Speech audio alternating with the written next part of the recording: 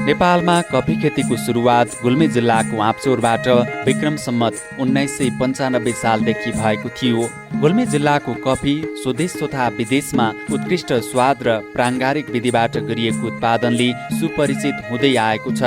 गुल्मीमा coffee खेतीको सुरुवात भए पश्चात विक्रम सम्मत 2042 सालमा कफी विकास केन्द्रको स्थापना भई कफी खेती गर्ने कृषकका समस्याहरूलाई तत्कालीन रूपमा सम्बोधन गर्ने प्रयास भएको थियो। कफी खेती गर्ने कृषकहरू बढ्दै गएपछि कृषकहरूले कफी खेतीमा सिन्दुरे रोग, सेतो गबारो, रातो गबारो, बढी उत्पादन दिने कफीका जातहरूको अभाव र उन्नत कफी उत्पादन प्रविधि लगायतका समस्याहरू पाउन थाले। यस किसिमका समस्याको समाधानको लागि कफीमा अनुसन्धानको आवश्यकता महसुस हुन थाल्यो। विक्रम सम्मत 2051-52 सालतिर क्षेत्रीय कृषि अनुसन्धान केन्द्र लुम्ले कास्कीबाट बागवानी अनुसन्धान केन्द्र मालेपाटन कास्कीमा केही जातहरू परीक्षण गर्ने गरी अनुसन्धानको सुरुवात भएको थियो।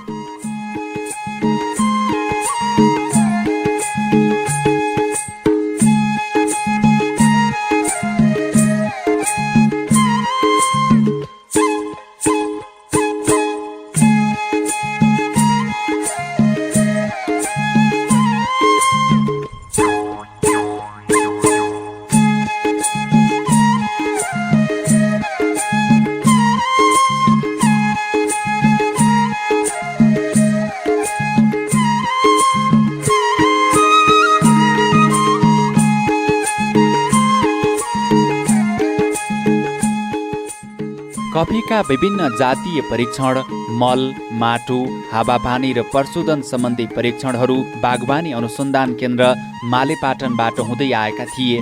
कफी निर्यात योग्य र उच्च मूल्य पर्ने बाली भएकाले कृषक, सहकारी र स्थानीय स्तरबाट कफी खेतीका समस्याहरूको पहिचान गरी तिनको समाधान गर्न र सुहाउँदो प्रविधि विकास गर्नको लागि छुट्टै अनुसन्धान गर्नुपर्ने आवाज उठेपछि नेपाल सरकारले विक्रम सम्मत 2071 सालमा नेपाल कृषि अनुसन्धान परिषद अन्तर्गत कफी अनुसन्धान कार्यक्रम गुल्मीको भण्डारी डाँडामा स्थापना गरेको थियो।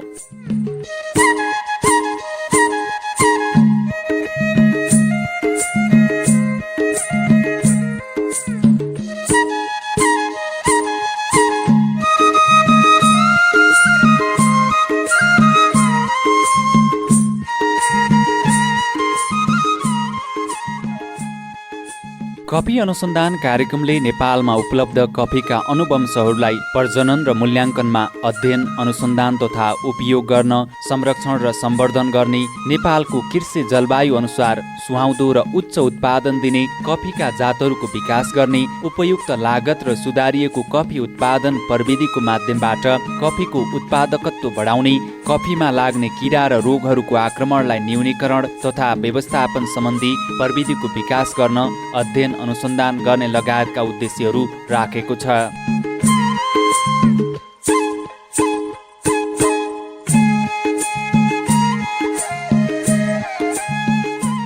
कफी अनुसन्धान कार्यक्रमको कफी अनुसन्धान बलकमा विभिन्न परीक्षण बलकहरू स्थापना गरी अनुसन्धान कार्यको थालनी भएको छ। कफीमा विभिन्न प्राङ्गारिक स्रोतहरूबाट तोरीको पिना, कुखुराको मल, बाख्राको मल, गडेउली मल र गाईबस्तुको मल खाद्य तत्त्व उपलब्ध गराउँदा कफीको वृद्धि विकास र उत्पादनमा पार्ने प्रभावको अध्ययन गर्न छुट्टै बलकको स्थापना गरिएको छ।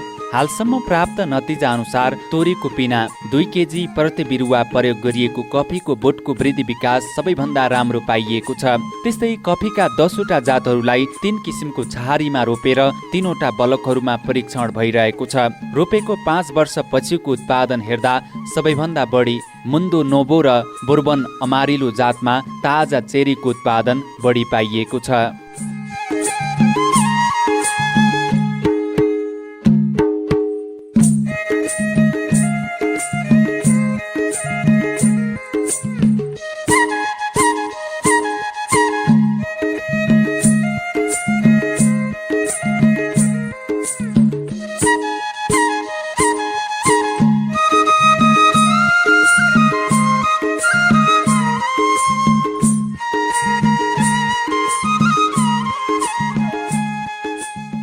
कफीका विभिन्न जातहरूको संरक्षण गर्नको लागि कफी फिल्जिन बैंकमा बागवानी अनुसन्धान केन्द्र मालेपाटन पोखरा, कफी विकास केन्द्र आँपचौर, गुल्मी जिल्लाको थोरगा, हुँगा, स्याङ्जा, अर्घोखाँची लगायत विभिन्न ठाउँबाट बिउ तथा बेर्ना सङ्कलन गरी 39 थरीका जात तथा सङ्कलनहरूको संरक्षण गरिएको छ। कृषकहरूको कफी खेतीमा बढ्दो आकर्षणले गर्दा कफीको क्षेत्र विस्तार गर्ने उद्देश्यले यस कार्यक्रमले नर्सरी स्थापना गरी हरेक वर्ष 10,000 बेर्ना उत्पादन गरी उपलब्ध गराउँदै आएको छ।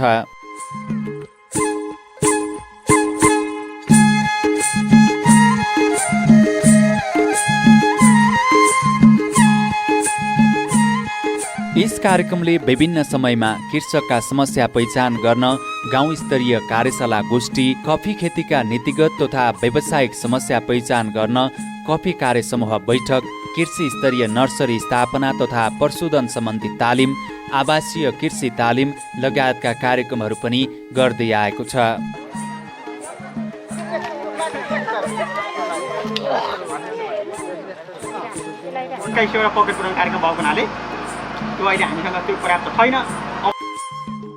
यस कार्यक्रमले हाल खेती भइरहेका जातहरूको आनुवंशिक अध्ययन गरी जातीय विकास कार्यको सुरुवात गर्ने, कफी खेतीको शत्रुजीव तथा नर्सरी प्रविधि विकास सम्बन्धी थप अध्ययन गरी प्रविधि प्रमाणीकरणमा लैजाने लक्ष्य लिएको छ।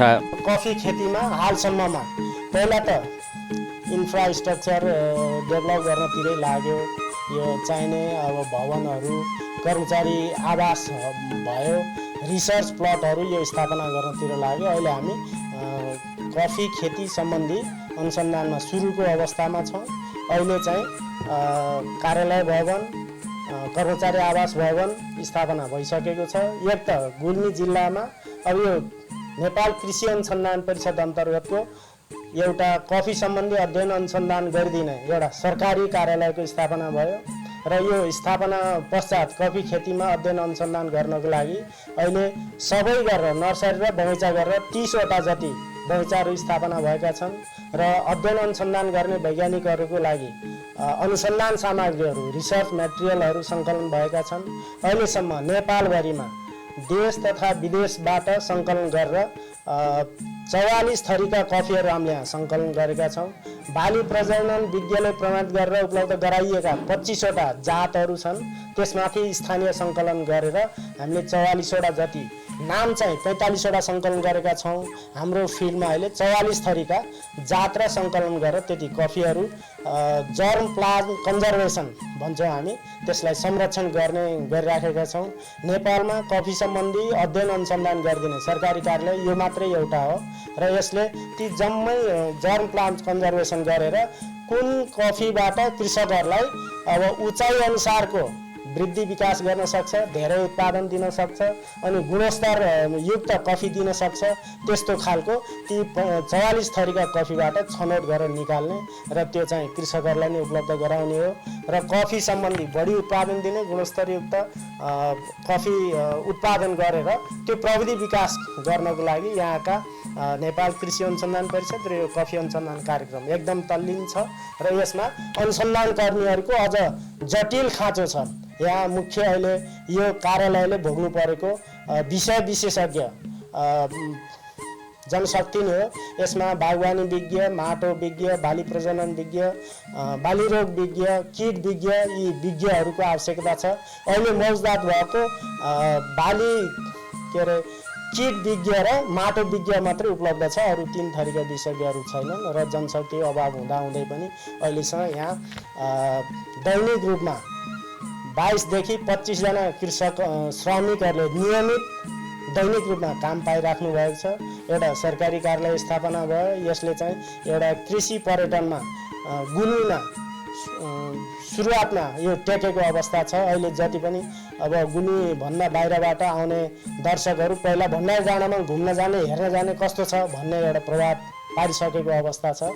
यसैले अब आउने पिँढीहरूमा यो पहिला मुख्यतः यहाँको जनशक्तिले के गर्नुपर्छ भने यो कफीमा लागिरहेको सेतो गँवारो, रातो गँवारो यिनीहरूको आक्रमणलाई न्यूनीकरण गर्ने, सिँदुरे रोगलाई पनि न्यूनीकरण गर्ने यस्तो खालको सुरुमा कृषकहरूले चाहेको प्रविधि यो छ। यसमा हामी अगाडि बढिराखेका छौँ। एउटा अनुभवको आधारमा गँवारो व्यवस्थापन अनि सिँदुर रोग व्यवस्थापन यी प्रविधि विकास भइसकेका छन्। यहाँबाट कफीको बेर्ना कसरी उत्पादन गर्ने भन्ने प्रविधि विकास भइसकेको छ र अहिलेसम्म स्थापना कालदेखि अहिलेसम्म चौथो पटक वार्षिक 14,000 सरदरमा 14,000 बिरुवा नेपालका पूर्वमा खोटाङदेखि पश्चिममा प्युठानसम्म यहाँका बेर्ना पुगिसकेका छन् र बेर्ना र गुणस्तरयुक्त बेर्नामा कृषकहरू हाम्रो उत्पादनबाट सन्तोष भएको पाइएको छ र यसरी अनुसन्धानको कार्यमा अगाडि बढिरहेको अवस्था छ। अनुसन्धानको क्षेत्रमा हेर्दा यो करिब 100 रोपनी भनेको 5 हेक्टर यो साह्रै न्यून हो र अन्यत्र हाम्रा फर्महरूमा नेपाल कृषि अनुसन्धान परिषदका अरू फारमहरूमा अब 10 हेक्टर 15 हेक्टर 20 हेक्टर त्योभन्दा बढी छन्। तर हाम्रोमा के छ भने जम्मा 5 हेक्टर छ। यसमा भएको पनि अब 5 हेक्टरमा अब 50 रोपनी भनौँ न, 50 रोपनीमा यो भौतिक संरचनाहरू बनाउने र नर्सरी बगैँचा स्थापना गर्ने गरेर ढाकिसकेको छ। बाँकी रहेको 50 रोपनीमा पनि कफी रोपन भइसकेको छ। तर अलिकति भिरालो जग्गा भएको हुनाले त्यहाँ प्लट बनाउने सक्ने अवस्था छैन। त्यसकारण यसलाई अब यो पनि खण्डीकरण छ। यसमा 50 रोपनी उत्तरतिर 50 रोपनी दक्षिणतिर गरेर बीचमा 84 रोपनी खाली यो सुकुम्बासीहरूलाई वितरण गरेको जग्गा छ। यो जग्गा चाहिँ यो अफिसलाई आउन अनिवार्य छ, किनभने यो दुई कित्ताहरूमा कफी बगैँचा स्थापना गर्ने र भौतिक संरचना बनाउने काम गरेर ढाकिसकिएको छ र अब आउने रिसर्चरहरूलाई फेरि प्लटहरू स्थापना गरेर रिसर्च गर्नको लागि जग्गा अपुग्छ। अब मलाई लाग्छ स्थानीय सरकार सङ्घीय सरकारहरू मिलेर यो जग्गा बीचको जग्गा यही कार्यक्रमलाई शोध भर्ना सुरु उपलब्ध गराउनु पर्ने आवश्यकता म देख्दछु। स्थायी दरबन्दी 17 जना रहेको यस कार्यालयबाट हाल 8 जना दरबन्दी मात्र पूर्ति भएको अवस्था छ। कार्यक्रमले स्थापना कालदेखि नै विषयगत विज्ञ, कार्यक्रम स्थलसम्म पुग्ने पक्की बाटो, थप जातीय अध्ययनको लागि आवश्यक जमिनको अभाव लगायतका समस्याहरू झेल्दै आएको छ। हाल करिब 100 रोपनी जमिनमा सम्पूर्ण कार्यक्रमहरू गर्नु परेको अवस्था छ।